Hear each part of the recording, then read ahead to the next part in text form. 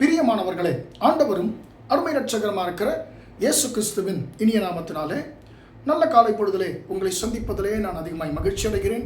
இந்த நாள் முழுவதுமாக நீங்கள் செய்கிற எல்லா காரியத்திலேயும் கர்த்தருடைய கரம் உங்களோடு கூட இருந்து உங்களை நடத்துவதாக.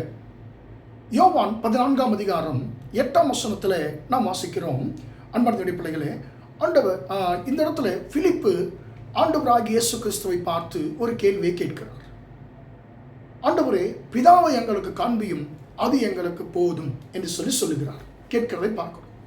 ஏன் இந்த கேள்வியை பிலிப்பு ஆண்டவரை பார்த்து கேட்க வேண்டும்? ஆண்டவராகிய இயேசு 6ஆம் வசனத்தில் சொல்லுகிறார், 14:6, நானே வழியும் சத்தியமும் ஜீவனுமாய் இருக்கிறேன், என்னை அல்லாமல் ஒருவனும் பிதாவிடத்தில் வரான், அதாவது வர முடியாது என்று சொல்லி ஆண்டவர் சொல்லுகிறார். உடனே அப்படியா, அப்போ இயேசு எதற்கு நேரடியாக பிதாவை பார்த்தாலே போதுமே என்று சொல்லி நேரடியாக நான் பிதாவை பார்க்க வேண்டும் சொல்லி யோசித்து அவர் கேட்கிறார். ஆண்டவரே, பிதாவை எங்களுக்கு காண்பியும், அது எங்களுக்கு போதும், நீங்கள்லாம் எங்களுக்கு தேவையில்லை என்பதை போல அவர் கேட்பதை போல ஒரு சிந்தை, ஒரு புரிந்து கொள்ளுதல் இங்கே உண்டாகிறது. அன்பார்ந்த பிள்ளைகளே, இப்போ பிலிப்பை பார்த்து அந்த வார்த்தையை கேட்டு ஆண்டவர் துக்கப்படுகிறார். பிலிப்புவே, நீ இத்தனை காலம் என்னோடு கூட இருந்து நான் யார் என்பதை நீ உணராமல் இருக்கிறாயே, என்னை கண்டவன் பிதாவை காண்கிறான், நானும் பிதாவும் ஒன்றாக இருக்கிறோம் என்று சொல்லி ஆண்டவர் சொல்லுகிறார். இதனுடைய அர்த்தம் என்ன? இயேசுவோடு கூட தான் இந்த பிலிப்பு இருக்கிறார்.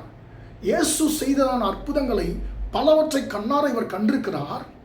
மரித்தோரை உயிரோடு எழுப்பினது, குஷ்டரோகிகளை சுகமாக்கினது, முடவர்களை அடக்க வைத்தது, இப்படி பல அற்புதங்களை ஆண்டவராக இயேசு கிறிஸ்து செய்ததான காரியங்களை தன் கண்ணார கண்டதான இந்த பிலிப்பு ஆண்டவராகி இயேசு யார் என்கிறதான ஒரு புரிந்து கொள்ளுதல் இல்லாமல் இவர் இருக்கிறதை தான் இந்த காரியம் நமக்கு வெளிப்படுத்துகிறது. நாமும் கூட அன்பார்ந்த பிள்ளைகளே, சில நேரங்களிலே நம்முடைய ஆண்டவர் எப்படிப்பட்ட வல்லமையுள்ளவர் என்பதை நாம் மறந்து போகிறோம். நம்முடைய பிரச்சனைகள் ஆண்டவரால் தீர்க்க முடியும் என்பதை நாம் மறந்து போகிறோம். லூக்கா 8ஆம் அதிகாரத்தில் நாம் 22ஆம் வசனத்தில் நாம் வாசிக்கிறோம். ஆண்டவராகிய இயேசு கிறிஸ்து தன்னுடைய சீஷர்களோடு கூட படகிலே ஏறி அவர் பயணம் பண்ணி கொண்டிருக்கிறார். அன்பார்ந்த பிள்ளைகளே, இப்பொழுது ஆண்டவராகிய இயேசுவோடு கூட அவர்கள் பேசாமல் தங்களுக்குள்ளே அவர்கள் பேசிக்கொண்டார்களோ தெரியாது. ஆண்டவராகிய இயேசு கப்பலின் பின்னணியத்தில் போய் அவர் தலையணை வைத்து நித்திரை செய்கிறார்.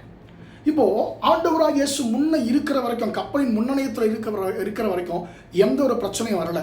அவர் எப்பொழுது கப்பலின் பின்னணியத்திற்கு போனாரோ அப்பொழுது பிரச்சனை வருகிறது. காற்றும் கடலும் அவர்களை பயமுறுத்துகிறது, மேற்கொள்ள பார்க்கிறது.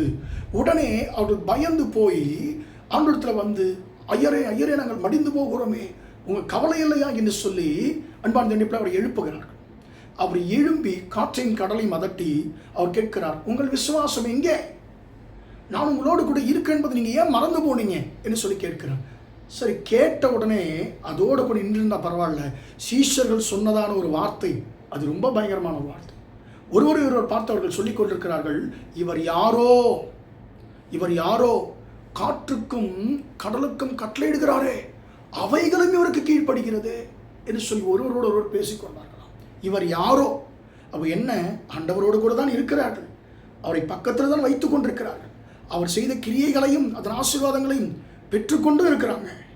ஆனால் அவர் யார் என்கிற புரிதல் சீஷர்களுக்குள்ளே இல்லாமல் இருந்தது.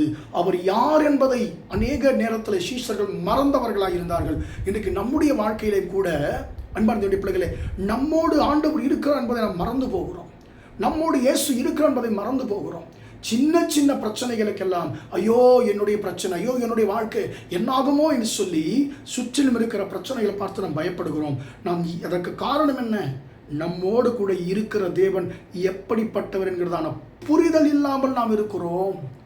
ஆண்டவர் உங்களையும் என்னையும் பார்த்து அவர் சொல்லுகிறார், நான் இத்தனை காலம் நீ என்னோடு கூட தான் இருக்கிறாய், நான் யார் என்கிற புரிதல் இல்லாமலே இருக்கிறாயே மகனே மகளே, உன் பிரச்சனையை தீர்க்க முடியாத அளவிற்கு நான் பலவீனமான தேவன் அல்லவே. இந்த உலகத்தை என் வாயின் வார்த்தையினாலே உண்டாக்கின தேவன் உன் பிரச்சனைகளினாலே தீர்க்க முடியாதா? உன் பிரச்சனை உன்னை விடுதலையாக்க முடியாதா? நிச்சயமாக விடுதலையாக்குவேன் என்று சொல்லி ஆண்டவர் சொல்லுகிறார். எனவே எனக்கு அன்பான பிள்ளைகளே, நாம் ஆராதிக்கிற தேவன் எப்படிப்பட்டவர் என்பதை நாம் எப்பவுமே மறக்கக்கூடாது. எனவே தான் பவுல் சொல்லுகிறார், நான் விசுவாசிக்கிறவர் இன்னார் என்று அறிவேன் என்று சொல்லி. அன்பான தேவனுடைய பிள்ளைகளே, நாமும் நம்முடைய ஆண்டவர் எப்படிப்பட்டவர் என்பதை நாம் மறவாமல் நாம் நினைத்து கொண்டு நாம் முன்னேறும் பொழுது நமக்கு முன்பாக எப்பேற்பட்ட பிரச்சனைகள் வந்தாலும் எதுவுமே நமக்கு பெருசாக தெரியாது. எனவே நாம் ஆராதிக்கிற தேவனை நாம் நினைப்போமாக, அவர் எப்படிப்பட்டவர் என்பதை சரியாக நாம் புரிந்து கொள்வோமாக, நாம் முன்னேறுவோமாக. ஜெபிப்போமா? இரக்கமுள்ள தகப்பனே, உம்மை நன்றியோடு துதிக்கிறோம், ஸ்தோத்திரிக்கிறோம் ஐயா. இம்மட்டுமாக இந்த வார்த்தைகளை கேட்ட நம்முடைய பிள்ளைகளை நீங்கள் ஆசீர்வதிங்க ஆண்டவரே. அப்பா, நாங்கள் ஆண்டவரே நீர் யார் என்கிற அறிவை ஆண்டவரே அப்பா ஒரு புரிதலை நாங்கள் உள்ளவர்களாக நாங்கள் இருக்க கர்த்தாவே நீங்கள் கிருபை தாங்க. பேதுரு ஆண்டவரேப்பா பிலிப்பு உம்மோடு கூட தான் இருந்தார். ஆனால் நீர் யார் என்கிற புரிதல் ஆண்டவரே பிலிப்புக்குள்ளே இல்லாமல் இருந்தது ஆண்டவரே. அப்பா, நாங்களும் ஆண்டவரே அநேக நேரங்களிலே அப்பா உம்முடைய சீஷர்களைப் போல ஆண்டவரே நாங்கள் உம்மோடு கூட இருந்தாலும் நீர் யார் என்கிற புரிதல் இல்லாதவர்களாய் ஆண்டவர் நாங்கள் இருக்கிறபடினாலே சுற்றிலும் இருக்கிற பிரச்சனைகளுக்கு நாங்கள் ஆண்டவரே முகம் கொடுக்கும் பொழுது நாங்கள் பயப்படுகிறோம். ஆண்டவரை விசுவாசத்திலிருந்து வழிவிலகி போகிறோம். ஆண்டவர் அப்படி அல்ல. பிரச்சனைகளை பார்க்கும் பொழுது பிரச்சனைகளை காட்டிலும் என்னோடு கூட இருக்கிற தேவன் சர்வ வல்லவர் என்பதை ஆண்டவரை புரிந்து கொண்டவர்களாக, ஒரு புரிதல் உள்ளவர்களாக நாங்கள் ஆண்டவரே ஆண்டவரே நாங்கள் எங்கள் வாழ்க்கை பாதையிலே முன்னேறுவதற்கு கர்த்தனை கிருபை தாங்க. ஆண்டவர் இந்த வார்த்தை கேட்டுக்கொண்டிருக்கிற ஒவ்வொருவருக்கும் இந்த கிருபை தாங்க. நம்முடைய பிள்ளைகளுக்கு விரோதமாய் கொந்தளித்துக் கொண்டிருக்கிற ஆண்டவரை பிரச்சனைகள், ஆண்டவரை கடல் போன்ற பிரச்சனைகள் இயேசுவின் நாமத்தில் நம்முடைய பிள்ளைகளை விட்டு நீங்கட்டும் என்று சொல்லி ஜெபிக்கிறேன். இந்த நாள் முழுவதுமாய் நம்முடைய பிள்ளைகள் செய்கிற எல்லா காரியத்திலையும் நம்முடைய கரம் கூட இருந்து நடத்தட்டும் என்று இயேசுவின் நாமத்தில் ஒப்புக் கொடுத்து ஜெபிக்கிறேன் ஜீவனுள்ள நல்ல பிதாவே. ஆமேன், ஆமேன். பிரியமானவர்களே, கர்த்தர் உங்களை ஆசீர்வதிப்பாராக. Praise the Lord, praise the Lord.